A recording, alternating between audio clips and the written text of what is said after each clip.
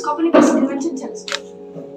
It was not as powerful in those olden days, but to improve it, Galileo Galilei, as you might have heard his name, he went to prison because of his ideas that Earth revolves around the sun. So he wanted to make it even more powerful. So he changed the lenses and he changed the model, how this telescope works. So I just want you to have a look at it. ಇದು ಸರ್ಕಾರಿ ಶಾಲೆಗಳಲ್ಲಿ ಮೊದಲ ಬಾರಿಗೆ ಅಳವಡಿಸಲಾಗಿರುವ stem lab.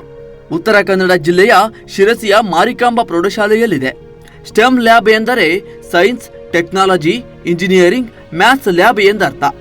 ಈಗಾಗಲೇ ಮಧ್ಯಪ್ರದೇಶ, ಗೋವಾದಲ್ಲಿ 2 ವರ್ಷದ ಹಿಂದೆಯೇ ಜಾರಿಯಾಗಿರುವ ಈ ಲ್ಯಾಬ್ ಕರ್ನಾಟಕದ ಖಾಸಗಿ ಶಾಲೆಗಳಲ್ಲಿರಬಹುದು.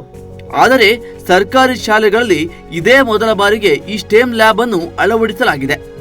ಇದನ್ನು ಸ್ಕೋಡ್ವೇಸ್ ಹಾಗೂ ದೇಸಾಯಿ ಫೌಂಡೇಶನ್ ಅವರು ಮಾರಿಕಾಂಬಾ ಪ್ರೌಢಶಾಲೆಗೆ ನೀಡಿದ್ದಾರೆ.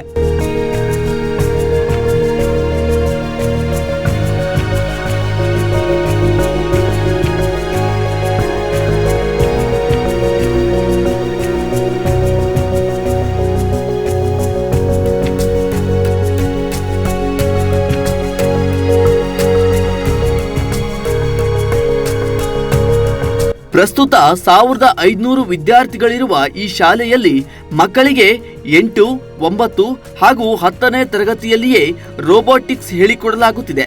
ಸ್ಟೆಮ್ ಲ್ಯಾಬ್ನಲ್ಲಿ ರೋಬೋಟಿಕ್ಸ್ ಅನ್ನು ಮಕ್ಕಳಿಗೆ ಬೋಧಿಸಲಾಗುತ್ತಿದ್ದು, ಮಕ್ಕಳು ಇಂಜಿನಿಯರಿಂಗ್ ಹಾಗೂ ಟೆಕ್ನಾಲಜಿಯ ಬಗ್ಗೆ 8ನೇ ತರಗತಿಯಲ್ಲಿಯೇ ಕಲಿಯುತ್ತಿದ್ದಾರೆ. ಇದರಿಂದ ಅವರಿಗೆ ಹೊಸ ಅನುಭವ ದಕ್ಕುತ್ತಿದೆ.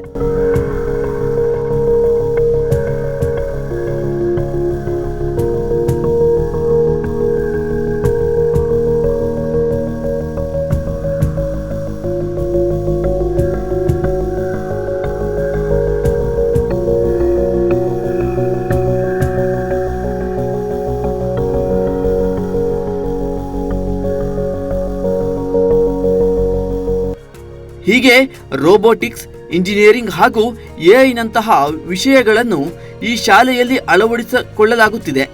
ಆ ಮೂಲಕ ಸರ್ಕಾರಿ ಶಾಲೆ ಯಾವುದಕ್ಕೂ ಕಮ್ಮಿ ಇಲ್ಲ ಎಂಬುದಕ್ಕೆ ಇದೇ ಬೆಸ್ಟ್ ಉದಾಹರಣೆಯಾಗಿದೆ. ನಾವು ಸಿರ್ಸಿಯ ಮಾರಿಕಾಂಬಾ ಪ್ರೌಢಶಾಲೆಯಲ್ಲಿ ಸ್ಟೆಮ್ ಲ್ಯಾಬ್ ಅಂತ ಒಂದು ವಿನೂತನ ಮಾದರಿಯ ಲ್ಯಾಬನ್ನು ಪ್ರಾರಂಭ ಮಾಡಿದ್ದೀವಿ. ಈ 13ನೇ ತಾರೀಕಿಗೆ ಅದರದ್ದು ಇನಾಗ್ರೇಷನ್ ಆಗಿದೆ.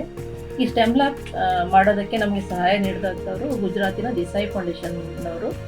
ಅವರಿಗೆ ಮಕ್ಕಳಿಗೆ ಒಂದು ಈ science, technology, engineering and mathematics ಬಗ್ಗೆ ಮಕ್ಕಳಿಗೆ ಅದರ ಬೇಸಿಕ್ ಕಾನ್ಸೆಪ್ಟ್ಗಳನ್ನು ತಲುಪಿಸಬೇಕು ಅನ್ನೋ ಉದ್ದೇಶ ಅವ್ರದ್ದಿತ್ತು. ಸೊ ಕರ್ನಾಟಕದಲ್ಲಿ ನಾವು ಅವ್ರ ಪಾರ್ಟ್ನರ್ ಆಗಿ ಮಾರಿಕಾಂಬಾ ಪ್ರೌಢಶಾಲೆಯಲ್ಲಿ ಇದನ್ನು ಶುರು ಮಾಡಿದ್ದೇವೆ. ಈ ಸ್ಟೆಮ್ ಲ್ಯಾಬ್ ಅಂದರೆ ಆಲ್ರೆಡಿ ಹೇಳ್ದಂಗೆ science, technology, engineering and mathematics ಅಂತ ಈ 4 ಸ್ಟ್ರೀಮ್ಗಳ ಬೇಸಿಕ್ ಪ್ರಿನ್ಸಿಪಲ್ ಏನಿದೆ, ಕಾನ್ಸೆಪ್ಟ್ ಏನಿದೆ, ಅದನ್ನು ಎಳೆ ವಯಸ್ಸಿನಲ್ಲಿ ಮಕ್ಕಳಿಗೆ ತಲುಪಿಸಬೇಕು.